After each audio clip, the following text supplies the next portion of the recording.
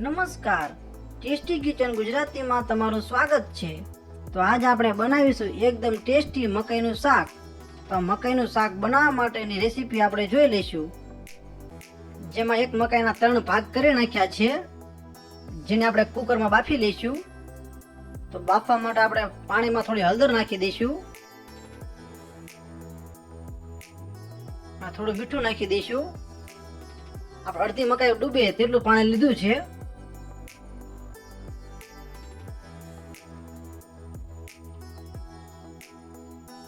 તો આપણે મકાઈને 6-7 વિસલ લગાવવા માટે કુકરને બંધ કરી દઈશું। તો આપણી મકાઈ બફાય એટલી વારમાં આપણે મકાઈનું શાક બનાવવા માટેની સામગ્રી તૈયાર કરી લઈશું। તો આપણી મકાઈ બફાઈ ગઈ છે, તો મકાઈને આપણે એક વાસણમાં કાઢી લઈશું। તો આપણી મકાઈ એકદમ સારી રીતે બફાઈ ગઈ છે। તો મકાઈનું શાક બનાવવા માટેની સામગ્રી આપણે જોઈ લઈશું। જેમાં બાફેલી મકાઈ છે, આ કટ કરેલા બાફેલા બટેકા છે,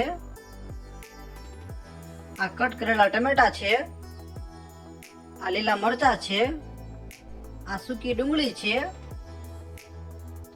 આ 20 કળી લસણ છે, આ 2 સૂકા મરચા છે, આ તમાલપત્રનું પાન છે, એક બાદિયું છે, આ 5 લવિંગ છે, આ તજનું લાકડું છે, આ લસણીયો મસાલો છે, આ ગરમ મસાલો છે, આ રાઈ છે, આ હળદર છે, આ જીરું છે, આ મીઠું છે અને આ હિંગ છે। તો સૌપ્રથમ આપણે મકાઈનું શાક બનાવવા માટેની ગ્રેવી તૈયાર કરી લઈશું। જેમાં ગેસ ચાલુ કરીને એક નાની તપેલી લઈ લઈશું, જેમાં જરૂર પ્રમાણે થોડું તેલ લઈ લઈશું।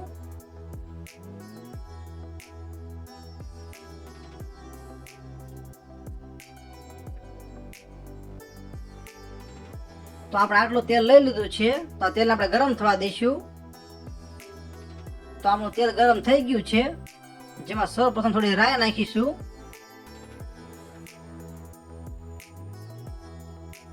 બધી જ રાઈ ફૂટી જાય પછી તેમાં થોડું જીરું નાખીશું, પછી થોડી હિંગ નાખીશું,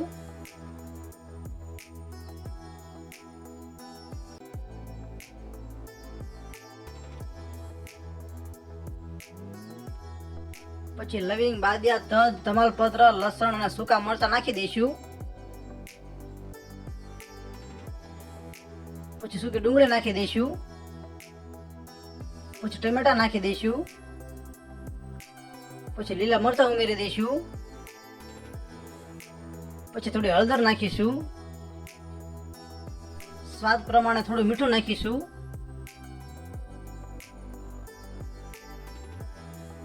પછી થોડો ગરમ મસાલો પાવડર નાખીશું અને થોડી વાર સારી રીતે હલાવી લઈશું।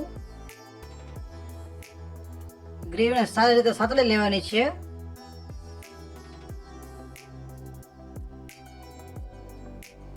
થોડી વાર માટે સસડવા દઈશું।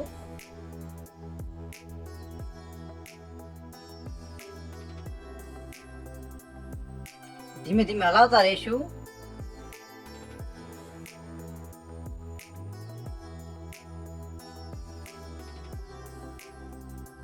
ગ્રેવી સારી રીતે સતળાઈ જાય એટલે તેમાં લસણીયો મસાલો ઉમેરી દઈશું। તો થોડો લસણીયો મસાલો નાખી દઈશું અને સારી રીતે હલાવી લઈશું।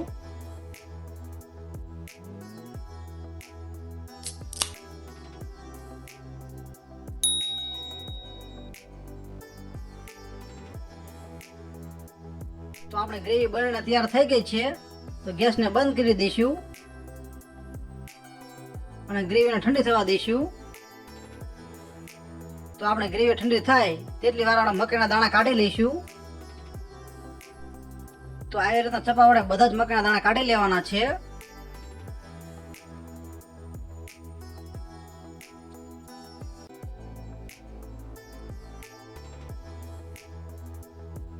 તો આપણે બધા જ મકાઈના દાણા કાઢી લીધા છે। તો હવે આપણે ગ્રેવીને મિક્સર જારમાં ક્રશ કરી લઈશું।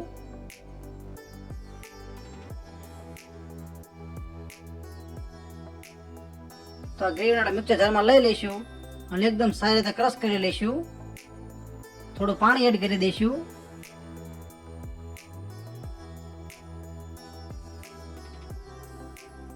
તો આપણે ગ્રેવી ક્રશ થઈ ગઈ છે.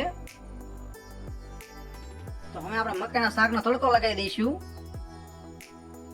તો તડકો લગાવવા માટે આવી રીતના એક બાઉલ લઈ લેવાનું છે, જેમાં જરૂર પ્રમાણે તેલ લઈ લઈશું.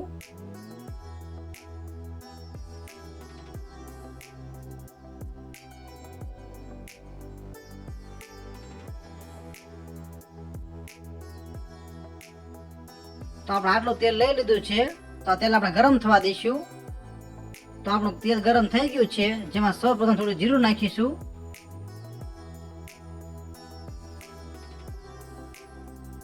પછી થોડી હિંગ નાખીશું.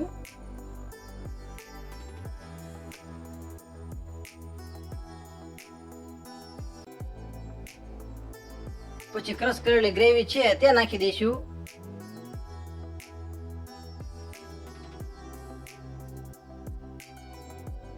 સારી રીતે હલાવી લઈશું.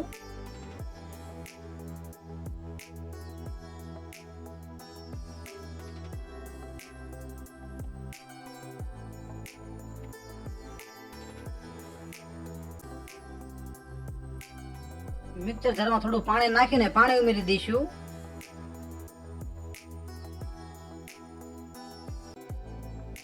તો આ રીતના પાણી ઉમેરી દેવાનું છે. પાણી થોડુંક જ ઉમેરવાનું છે.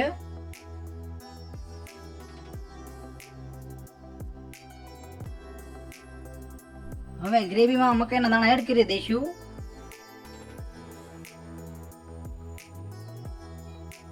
અને સારી રીતે હલાવી લઈશું. હવે બાફેલા બટાકા પણ એડ કરી દઈશું. સારી રીતે હલાવતા રહીશું.